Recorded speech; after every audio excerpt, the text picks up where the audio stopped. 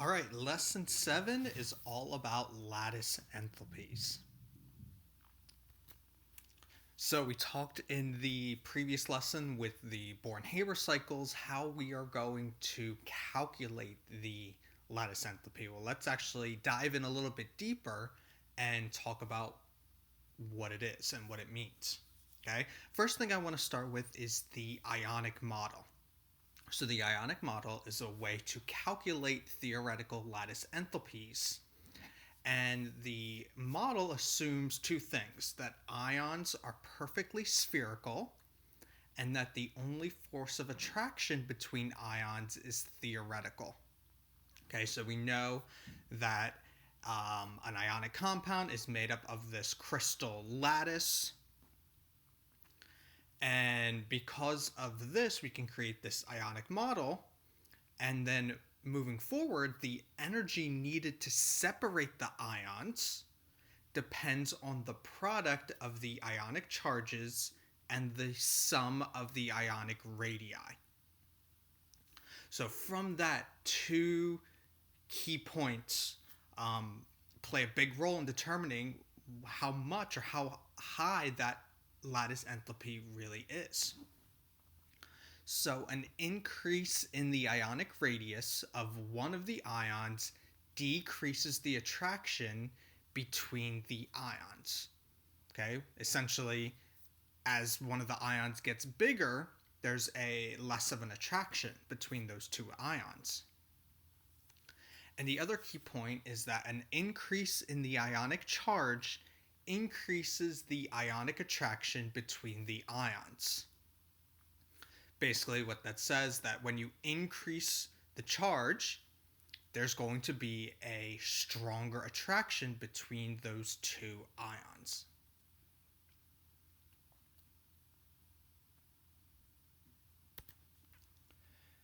Now, from that, there is this equation that helps to determine the amount of the lattice energy. This is not an equation that you need to memorize, but it does help explain why some lattice enthalpies are higher than others. Okay, so we have K, which is a constant. It depends on the geometry of the crystal lattice. N and M are the magnitude of the charges of the ions. So those would be here up at the top part of our equation. And then R is the ionic radius. And those can be determined by X-ray diffraction. We'll learn about that at a later time. But we have the two ion radii for both ions, and those are added together. So from that previous slide, we can see that if we increase N or M, if we increase the charge, which is our numerator, then the lattice enthalpy is going to be bigger. It also tells us that if we increase the radius of our denominator, one of these, then when we divide, the lattice enthalpy is going to be smaller. Okay, so that just helps us determine why those rules, why those key points help explain the lattice enthalpies. So let's do just a couple of practice questions. Which one of the following compounds would be expected to have the highest lattice enthalpy? Okay, so the two key factors you want to remember are ionic charge and radius. And the easiest one, the first one that I would do, is ionic charge. Okay, because that can almost eliminate some of your choices. Okay, so what we can do is go in and put our charges. Okay, so in sodium, that's a +1, and 2 negative for oxygen, 2 plus for magnesium, and 2 minus for oxygen, 2 plus for calcium, and 2 minus for oxygen, and potassium is +1, and chlorine is -1. Okay, so the higher the charge, the higher the lattice enthalpy. So all that means so far is we can look for the things that have the highest charges. Well, we have two, B and C, that have a charge of +2 and -2. So that means A and D are automatically out. B and C are going to be higher because of the higher charge. Now we have to consider the radius. Okay, well, oxygen is the same, so that's not going to play a role. So we have magnesium and calcium. So this is where we're going to bring back some periodicity and look at the trend for ionic radius for a group. So magnesium, calcium are in group 2. And as you go down the group, the radius gets bigger. Okay, well, magnesium is in period 2, calcium is in period 3. So calcium has the bigger radius, which is going to have a lower lattice enthalpy, and magnesium is going to have the smaller radius, which is then going to leave you with the highest lattice enthalpy. Okay, so the smaller the ion, the higher the lattice enthalpy. Okay, so B, magnesium oxide, has the highest lattice enthalpy of these choices. Let's look at number 47. Theoretical lattice enthalpies can be calculated on the ionic model. The values for the sodium halides are tabulated below. Explain the trend in lattice enthalpies of sodium halides. Okay, so they all have sodium, which means they all have a positive charge in the cation. And since we're going into the halides, they all will have a negative as the anion. So the charge is not going to play a role. So the only other factor has to be the radius, the ionic radius. Okay, well, let's look at the trend. Okay, we have sodium fluoride has positive 910, sodium chloride has positive 769, sodium bromide 732, sodium iodide is 682. So it is decreasing as we go down the group. Okay, well, what happens when you go down the group? The radius gets bigger. Okay, so since charge does not play a role, the radius is going to be the major factor here that explains the trend. So the electrostatic attraction to the positive ion for each of these halides will decrease as we go down the group because the ions are getting bigger. So there's less of an attraction, less lattice enthalpy.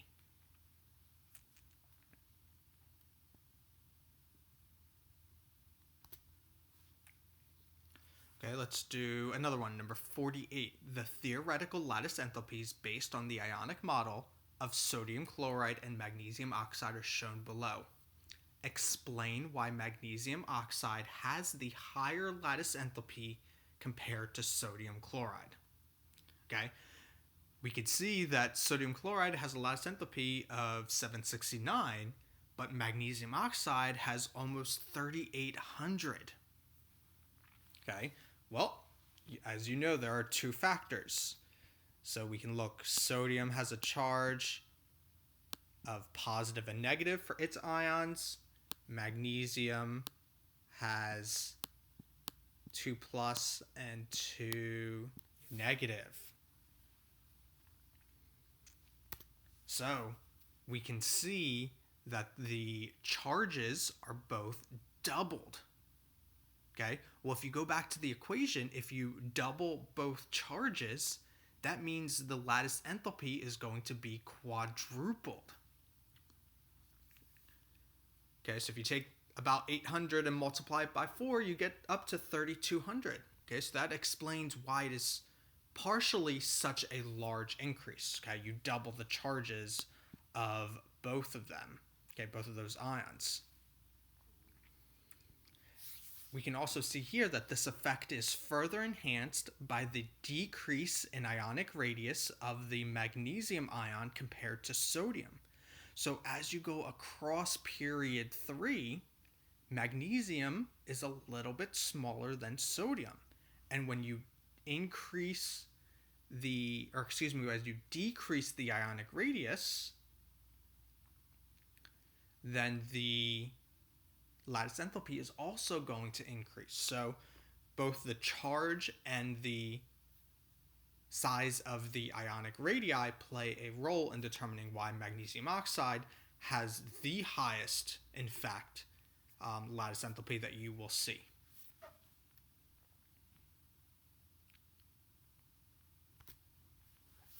Okay, so here we can see how lattice enthalpies depend on the size and the charge of the ion. So here's a table. So lattice enthalpies are included in your data booklet.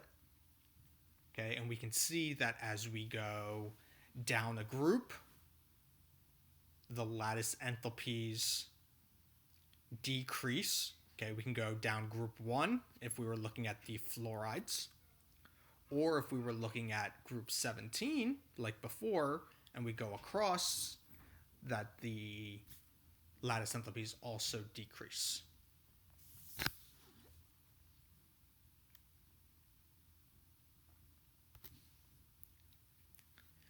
We know from our examples that the higher the charge, the higher the lattice enthalpies. Okay, so here's 2 examples. Okay, if we compare sodium chloride to magnesium chloride, right? Sodium has the positive, where magnesium has the 2 positive. So we doubled the charge, and we're more than doubling the lattice enthalpy. If we compare calcium fluoride to calcium oxide, fluorine has the negative charge, oxygen has the 2 negative. So we can see that calcium oxide has the higher lattice enthalpy, but we can see here in this example, it's not quite doubled, right? And that is because oxygen has a larger ionic radius, which plays a role in decreasing the amount. So even though we're doubling the charge, which would increase the lattice enthalpy, we're also decreasing the attraction because oxygen is a little bit bigger. Okay, so both of those will play a role.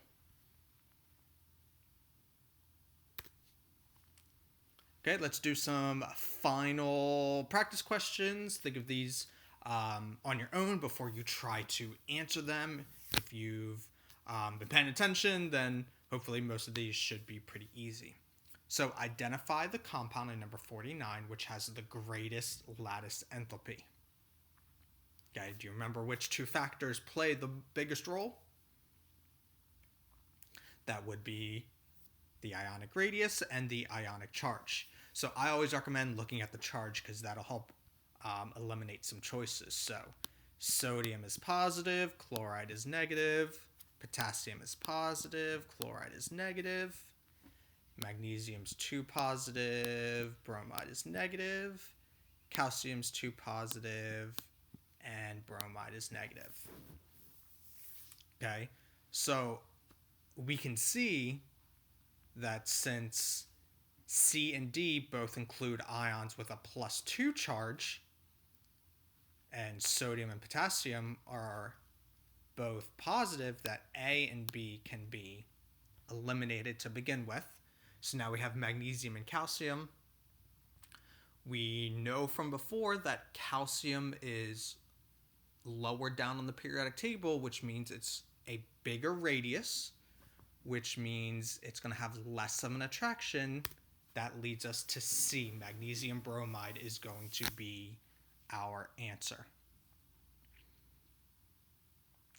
Now, you may be thinking, well, doesn't bromine and chlorine play the same role? Isn't bromine bigger? That is true. So that would decrease the size, but because the magnesium is +2, that plays a much bigger role in this case.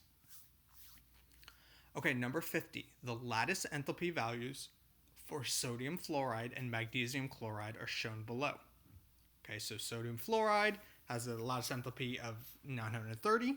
Magnesium chloride has 2,540. Identify which of the following statements helps explain the relative values of the lattice enthalpies. So basically, which of these statements, or none of them, or both of them, help explain why magnesium chloride is so much bigger than sodium fluoride, or vice versa. Okay, well, let's look at our statements. First, let's figure out, are they true? So the ionic charge of sodium is less than magnesium. Okay, well, sodium's +1, magnesium is +2, so that is a true statement. Number 2 says the ionic radius of chloride is larger than that of fluoride. Okay, the ionic radius of chloride is larger than fluoride. Well, chlorine is lower on the periodic table, so that ionic radius is bigger. So that is also true. So you might be thinking, well, since both of those statements are true, then the answer must be C, because both of those are true. But the question specifically says, which of the following statements helps to explain the relative values? So let's look at the values that are given and see, do these statements play a role? So in our example, magnesium is much, much bigger than sodium. Okay, magnesium chloride, is much, much bigger than sodium fluoride. Okay, well, the ionic charge of sodium is less than magnesium. So if the ionic charge of sodium is less, then that must mean sodium is smaller. That is true. Okay, so we know that helps explain. The ionic charge of sodium is less than magnesium. Then it says the ionic radius of chloride is larger. Well, if this is true, which it is, then that would mean that magnesium chloride should be smaller in value than sodium fluoride. But as we see, that is not true. Okay, so that statement number 2 does not help explain. The only one that does help explain is letter A. And finally, number 51. The lattice enthalpies of silver bromide and sodium bromide are given below. Explain the relative values of the lattice enthalpies with reference to the bonding. So we have silver bromide with about 905, and potassium bromide is 691. Okay, so bromine in both cases, not going to play a role, so we have silver and potassium. Okay, now the key word here is with reference to the bonding. Okay, potassium bromide is a little bit smaller, right? 691 compared to the 905. Okay, they both have the same positive charge, right? With our metal, they're both +1. So this is a tricky question because silver is a little bit smaller. Okay, so that helps explain why it is bigger. And there is more covalent character, meaning it acts a little bit more like a covalent bond rather than potassium bromide. That's purely ionic, okay? Which means our bonding is going to be stronger.